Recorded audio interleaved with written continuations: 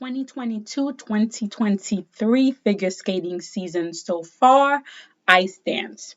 Ice dance to me is one of these disciplines that, with or without the Russians, is going to be exciting this season. This is definitely a discipline that is constantly growing, and we're seeing this growth not just in North America, but also in South America, in Asia, and like Eastern European countries that we didn't get to see much of before. And when I say the juniors is really showcasing this growth in other countries, the Junior Grand Prix really is showing it. Like right off the bat, the winner of the first Junior Grand Prix at Courchevel were none other than one of my favorites, Hannah Lim and Yi Kwan. They are the first South Korean team, ice dance team, junior or senior, to win a Grand Prix medal. And I love this team. From their Gangnam style program, we knew this team had an it factor. There was a star quality. But now they've gone from entertaining and energetic to this more grown, more refined, more sophisticated part of their skate. For me, Miss Lim is a star. Performance, position, interpretation. She is giving us 100%. And not to be left out, Yi is also there. He is a strong, solid partner. He is supporting her, showcasing her, just letting Hannah live her best figure skating ice dancer life. I mean, I really like this team, and I really hope they keep the partnership and they're around not only this coming Olympic cycle, but maybe 2 cycles from now, 3 cycles from now, so we can see how they grow. And not only was Courchevel really good for this, but then when we moved to Ostrava, again we saw history being made with Katerina Makova and Daniel Morzev winning the first Junior Ice Grand Prix for the Czech Republic. This is a Eastern European country that we didn't really hear much of in terms of the Junior Grand Prix when we had the Russians around.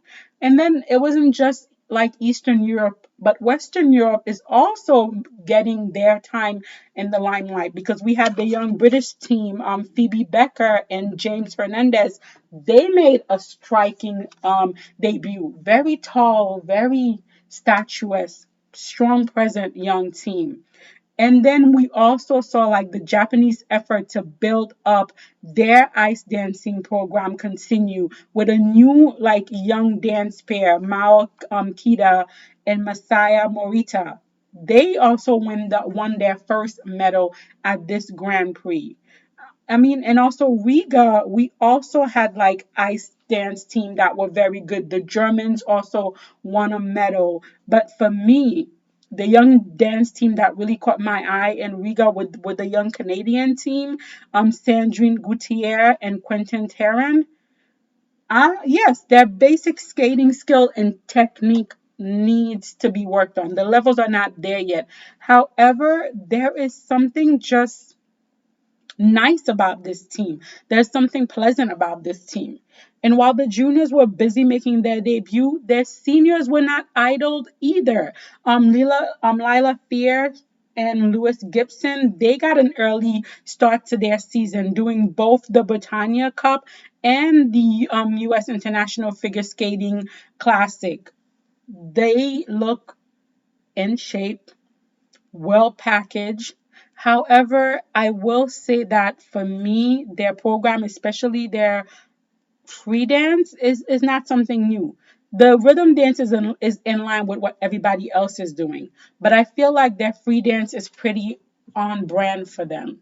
You know, it's not that dissimilar to what we've seen from them before. Now, that's not to say I didn't enjoy the program. I'm just saying that they seem to be building themselves a brand, a style, and this is in line with what we've seen from them before. Meanwhile, in Lombardia, the Italian were just stressing me out.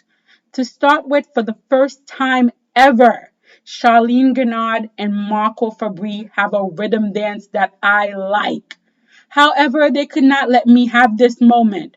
No, they had to go and hit me with this free dance. Is this team allergic to good choreography? I mean, technically, they are so far ahead of their competitors. However, their programs are so bad that they are just giving away medals. This could have been their season.